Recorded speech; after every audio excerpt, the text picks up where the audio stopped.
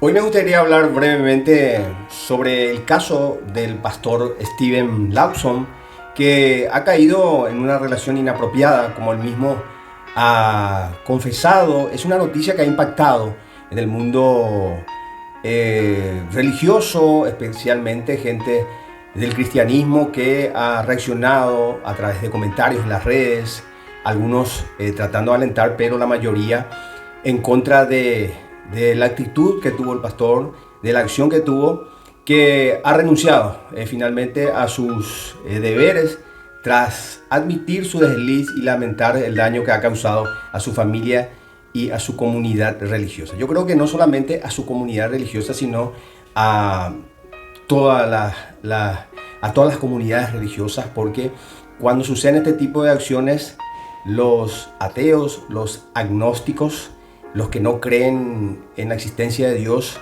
celebran este tipo de acciones porque es una caída y como que se derrumba todo argumento que se plantea justamente a través de la iglesia. Pero uno tiene que saber que mientras estemos en este cuerpo pecaminoso, porque tenemos una naturaleza pecaminosa, el pecado ya mora en nosotros, estamos expuestos a este tipo de situaciones. Steven Lawson, de 73 años, entonces es la noticia más impactante. Esto me hizo recordar de alguna manera lo que había sucedido anteriormente con el predicador Jimmy Swaggart de los años 80, que ha tenido un éxito increíble, que ha sido uno de los pioneros justamente en las transmisiones de prédicas en vivo, de viajes realizando, evangelizando, llenando estadios. En la década del 80 sus programas eran transmitidas a más de 3.000 estaciones, sistemas de cable cada semana. Realmente ha tenido un impacto brutal lo de Jimmy Swaggart, y que después tuvo un escándalo parecido. Fue descubierto saliendo de un motel. Luego la mujer que lo acompañaba fue entrevistada y esta admitió de que Jimmy Swaggart era un cliente regular de ese lugar. Entonces eso ha impactado también de sobremanera. Después fue restaurado de alguna manera Jimmy Swaggart, pero ya no tuvo el impacto que había tenido en el inicio de su ministerio. Bueno, la reacción de la gente incrédula se entiende y hasta es normal, ¿verdad? Porque sirve de una justificación. Decir que la gente cristiana o los que creen en Dios también son peores personas o son malas personas, ¿verdad? Pero el cristiano tiene que reaccionar de otra manera, y el video tiene relación a eso. Billy Graham, un gran evangelista también, predicador, en la época que sucedió lo de Jimmy Swaggart decía: si le pasó a Jimmy Swaggart, podría pasarme a mí. Este es un hombre santo de Dios que ha ganado miles de almas para Cristo. Ya está herido, no lo acabemos de matar, curemos y salvemos a nuestro soldado herido, decía Billy Graham. Entonces, a eso voy. La gente le está pegando, le está matando a este predicador Steven Lawson, que cayó en esta desgracia con el tema del desliz que tuvo. ¿Y qué dice la Biblia al respecto? Yo creo que el cristiano tiene que orar de esa manera. ¿Qué dice la Biblia en este caso? Gálatas 6:1, por ejemplo, dice el apóstol Pablo: hermanos, si alguno fuere sorprendido en alguna falta, no dice, no especifica qué tipo de faltas. Cualquier tipo de pecado para Dios, todos los pecados son gravísimos. No crean que una mentira es menor a matar. Para Dios un pecado es pecado. Dice: vosotros que sois espirituales, restauradle con espíritu de mansedumbre, considerándote a ti mismo, no sea que tú también seas tentado. Poniéndose en el lugar de ese hermano, ¿verdad? Sobrellevad los unos las cargas de los otros y cumplid así la ley de Cristo, decía el apóstol Pablo. ¿Y qué dice Cristo sobre esta situación? En Mateo 18, capítulo 15 al 17. Yo voy a resumir, voy a hablar acá de la parte donde dice Jesús: y si tu hermano peca, Ve y repréndelo a solas, a solas. Y si te escucha, has ganado a tu hermano. Pero si no te escucha, lleva contigo a 1 o 2 más, para que toda palabra sea confirmada por boca de 2 o 3 testigos. 2 o 3 dice personas, hermanos de la fe, para que puedan hablar y contener y amonestar a este hermano, ¿verdad? Que ha pecado, que ha caído en falta. Bueno, esa es la manera de obrar de un cristiano y no criticar a través de las redes, emitir comentarios muy fuertes realmente. Repito, alguien que no cree y que quiera aprovechar este momento para pegarle a los creyentes, hasta si se entiende que puedan obrar de esa manera, pero un cristiano tiene que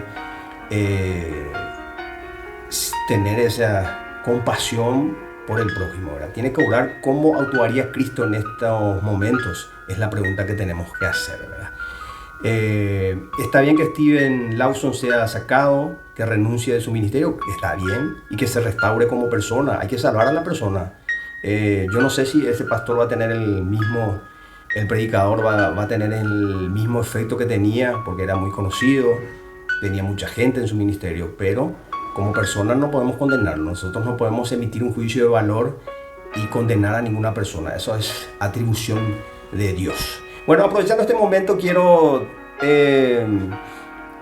utilizar una metáfora que escuché recientemente y que tiene relación justamente a lo que sucede en las iglesias, donde hay habitualmente un miembro de una iglesia que quiere salir y quiere justificar. Cuando se le pregunta por qué, dice, no, porque hay muchas disensiones, te miran mucho cómo te vestís, qué tipo de ropa usás, qué decís, cómo te parás.